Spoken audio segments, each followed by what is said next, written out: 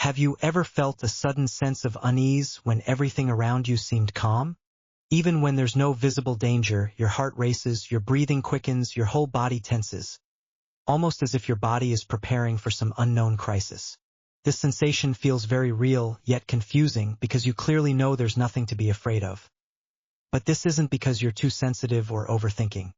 In fact, it's your brain carrying out an ancient alarm response that dates back to the primal era. The key to all of this lies deep within your brain, in a tiny structure called the amygdala.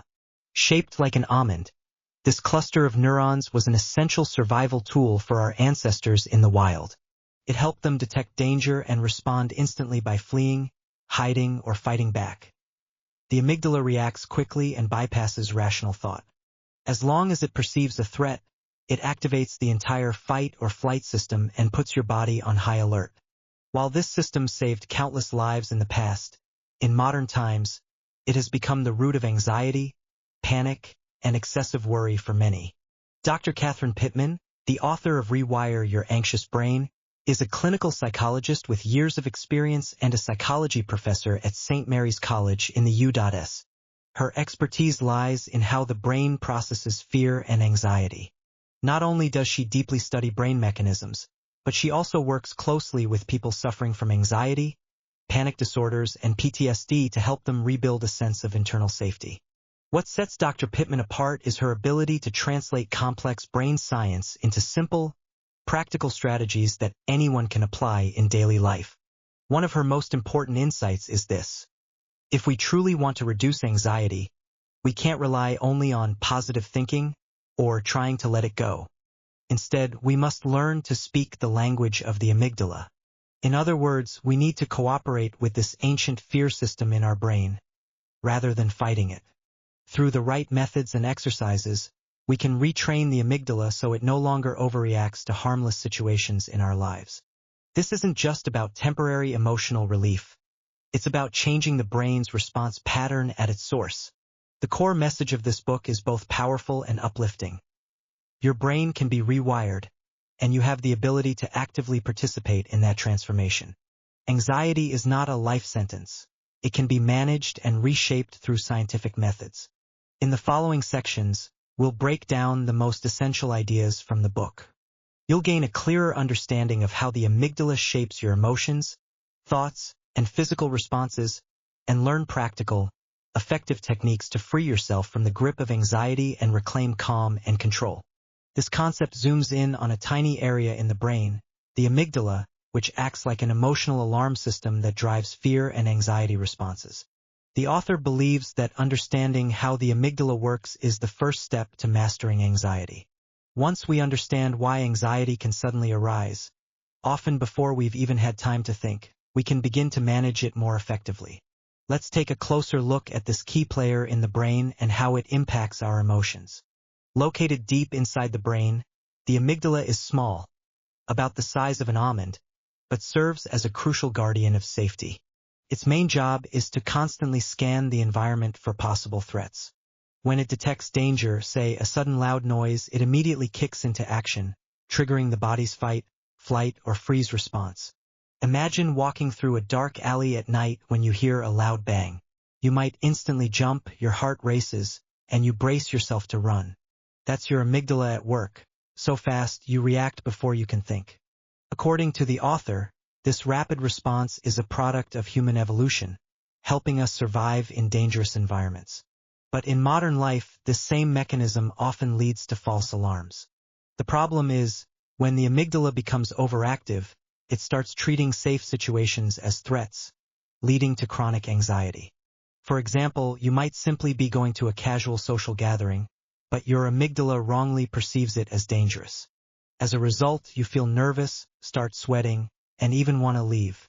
This misinterpretation often happens because the amygdala has become hypersensitive to certain triggers, like crowds or unfamiliar settings, causing fear even in safe environments.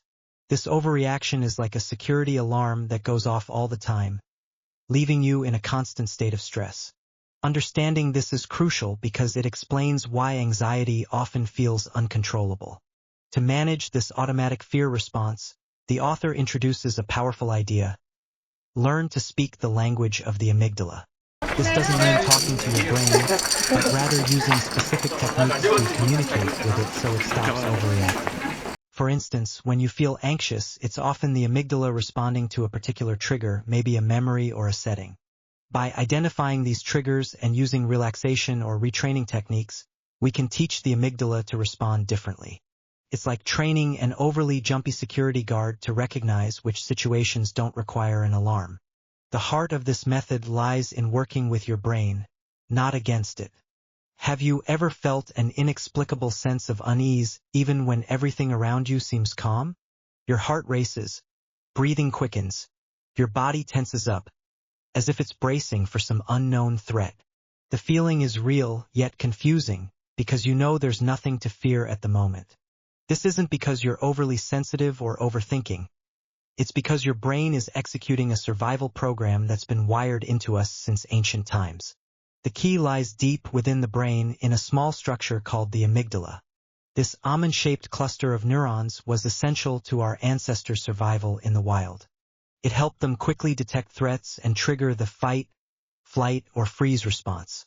The amygdala reacts instantly and bypasses rational thought. If it senses danger, it immediately activates the body's defense system. The problem is that while this system saved lives in ancient times, it has now become the root cause of anxiety, panic, and chronic worry for many people today. Dr. Catherine Pittman, author of Rewiring the Anxious Brain, is a clinical psychologist and psychology professor at St. Mary's College in the U.S. With years of experience helping people with anxiety disorders, panic disorders, and PTSD, she brings both scientific insight and practical tools to her readers. One of her key points is this: to truly reduce anxiety, we can't rely solely on positive thinking or just letting it go. Instead, we must learn to speak the language of the amygdala. In other words, we need to collaborate with the brain's fear system rather than fight it. Through the right methods and exercises, we can retrain the amygdala so it no longer overreacts to harmless situations. This isn't just about calming emotions temporarily. It's about changing the brain's response pattern at its source. The core message of the book is hopeful.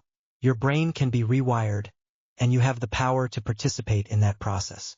Anxiety is not a life sentence. It can be adjusted and managed through science-based methods. In the next section, we'll unpack the book's key concepts one by one, starting with how the amygdala influences our emotions, body, and thoughts, and how to use practical strategies to reclaim calm and control. Why is understanding the amygdala the first step to controlling anxiety? Because once we know the root of our anxiety lies in this tiny part of the brain, we can begin to consciously respond rather than being blindly led by emotion. The author believes that by observing how the amygdala reacts under stress, how it jumps into action before we can even think, we gain clarity on where our anxiety comes from. This awareness helps anxiety feel less random and more manageable. It's like having a brain map that shows us where change can begin. In essence, this core idea helps us realize that anxiety is not our enemy. It's our brain's way of trying to protect us. The amygdala's quick responses may sometimes be inconvenient, but they are part of a system that can be adjusted. By learning its role and how to work with it, we can begin to reduce anxiety's grip on our lives. Now we move on to the second core concept: how anxiety travels through two separate brain pathways, and how we can target each one to take back control. Previously, we saw how the amygdala triggers fast anxiety reactions. Now we'll explore another side of anxiety: how it also arises from the cortex, the part of the brain responsible for thinking and reasoning. According to the author, anxiety doesn't have just one origin. It comes from two different brain systems: the amygdala-driven emotional response and the cortex-driven thinking process. These two pathways are like two rivers, each carrying different types of anxiety, yet merging together and overwhelming us. Let's first look at the amygdala-driven pathway, the fast track of anxiety. Imagine seeing a spider suddenly crawl across your desk. You might jump back, heart pounding, before you even register what it is. This reaction is almost automatic, because the amygdala detects a potential threat within milliseconds and triggers the body's defense mechanism.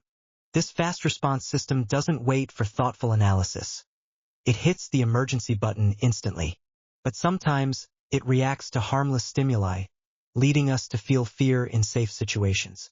On the other hand, the cortex-driven pathway is the slow track. It's where thinking and worrying take place. Picture yourself preparing for an important exam.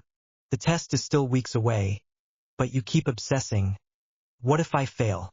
What if I'm not ready? This prolonged worry is created by the cortex, the part of the brain responsible for reasoning and planning. This type of anxiety often becomes chronic, like background noise that doesn't go away. Unlike the amygdala's sudden reaction, this is a loop of overthinking that snowballs over time. These two systems don't operate in isolation. They interact and amplify each other. For example, the sight of a spider might trigger the amygdala, while the cortex jumps in to analyze it further. Are there more spiders? What if one bites me?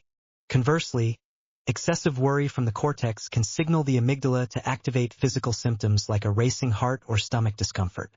The author calls this a vicious cycle, where emotional and cognitive anxiety feed into one another, making it feel like there's no escape. To break this cycle, she proposes a strategy that targets each pathway separately. For amygdala-triggered reactions, use relaxation techniques such as deep breathing or exercise to calm the body's alarm system. These tell the amygdala there's no real danger. For cortex-based anxiety, use cognitive strategies such as challenging irrational worries or shifting focus to problem-solving rather than endless rumination. By addressing both pathways, we can reduce anxiety more effectively instead of just treating surface symptoms.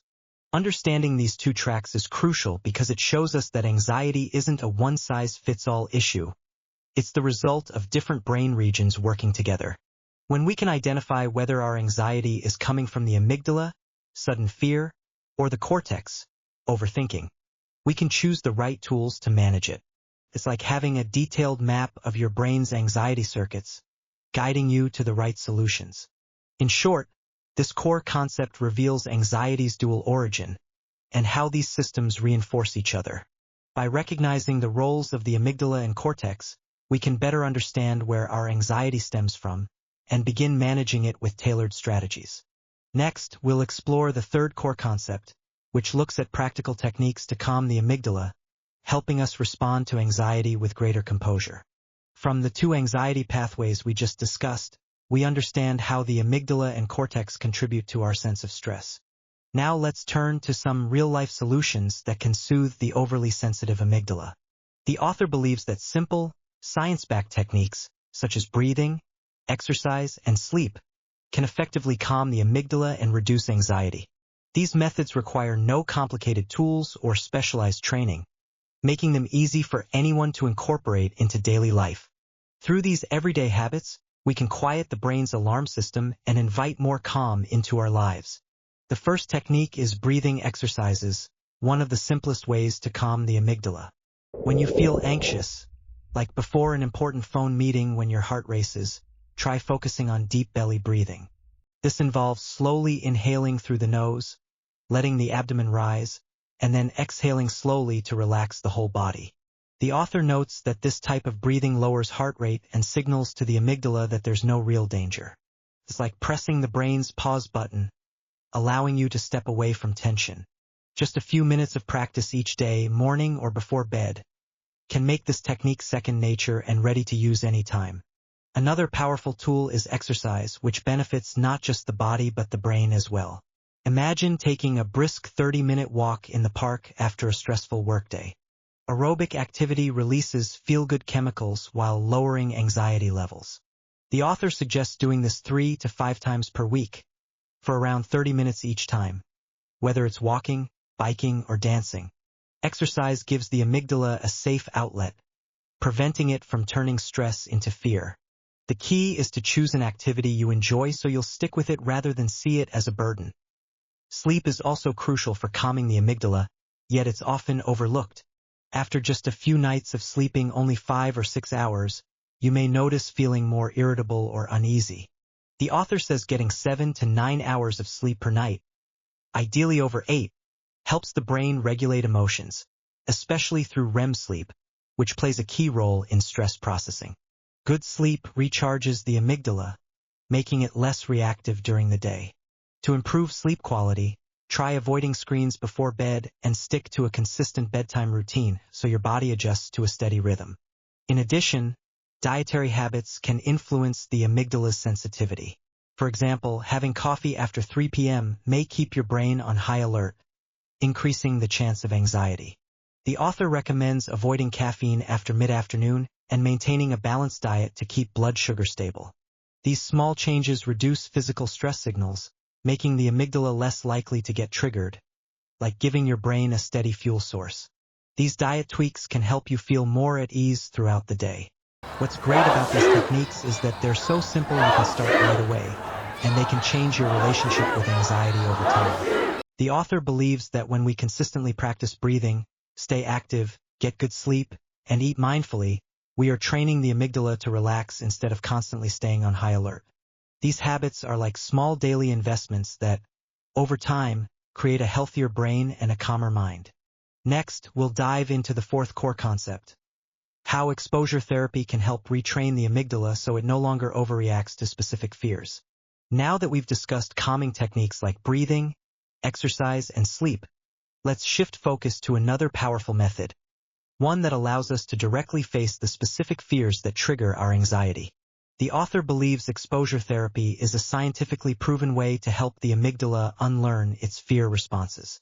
This method involves gradually and safely confronting the triggers of anxiety, allowing the brain to stop associating them with danger. Although this may sound challenging, it's actually a path to freedom, helping us break free from anxiety's grip, one step at a time. First, we need to understand how these triggers form.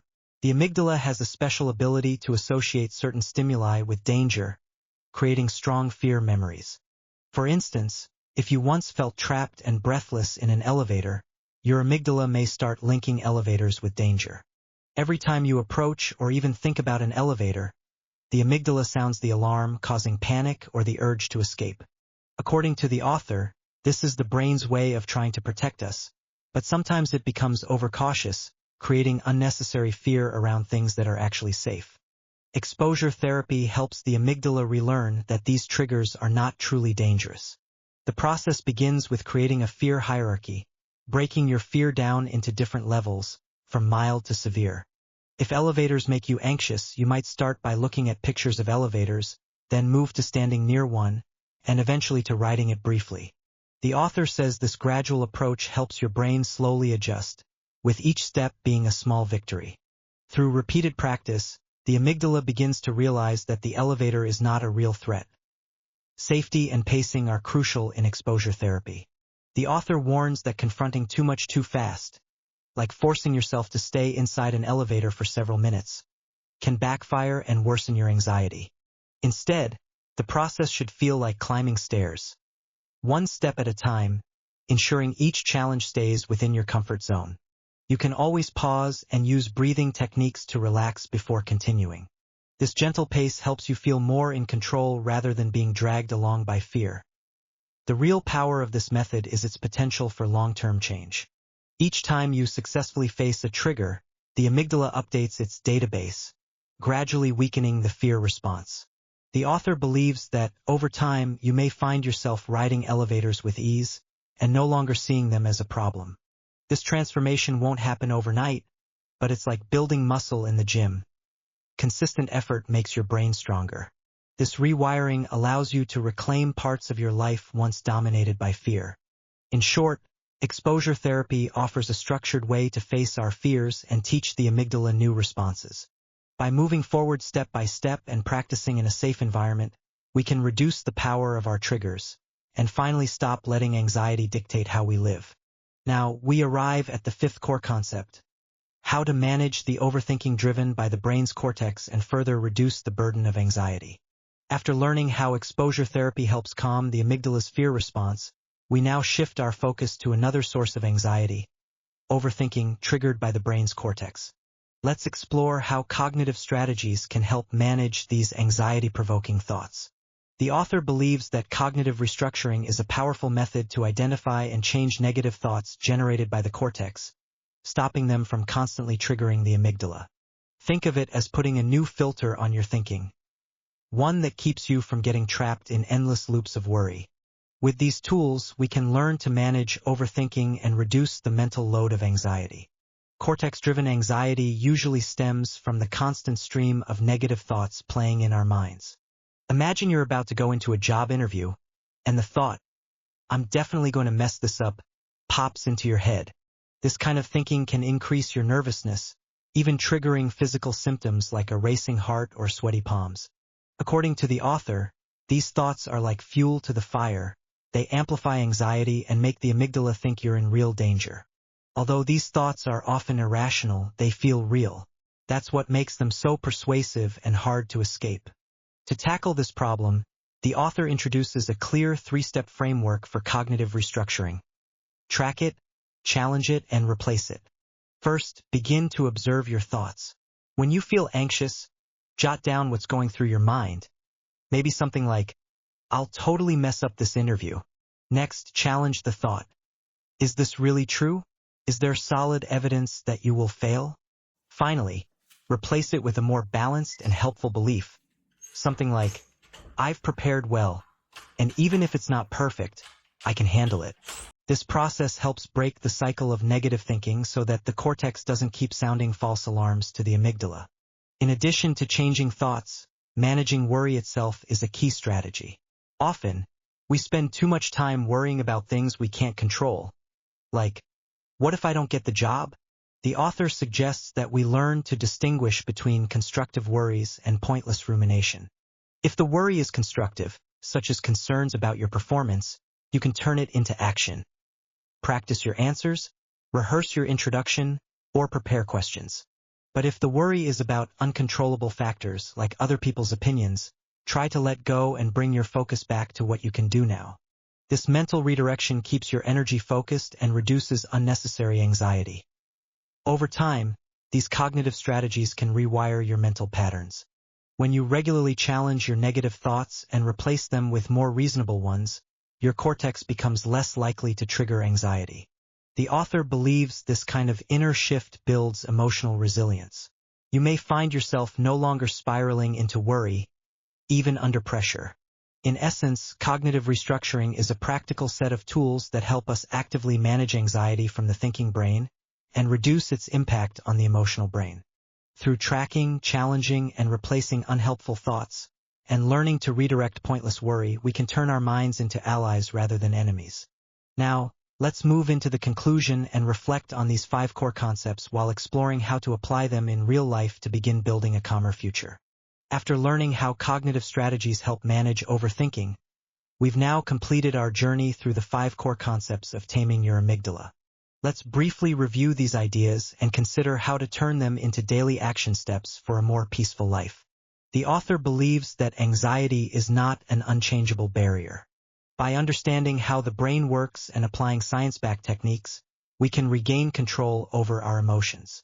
We began by understanding how the amygdala drives fear, followed by exploring the 2 anxiety pathways. The amygdala's fast, instinctive response and the cortex's slow, overthinking-driven response. We then learned practical tools to calm the amygdala, like breathing, movement, and sleep, and explored exposure therapy to retrain fear triggers. Lastly, we covered cognitive strategies to reshape negative thinking. Together, these concepts form a complete framework for managing anxiety. The core message of this book is clear.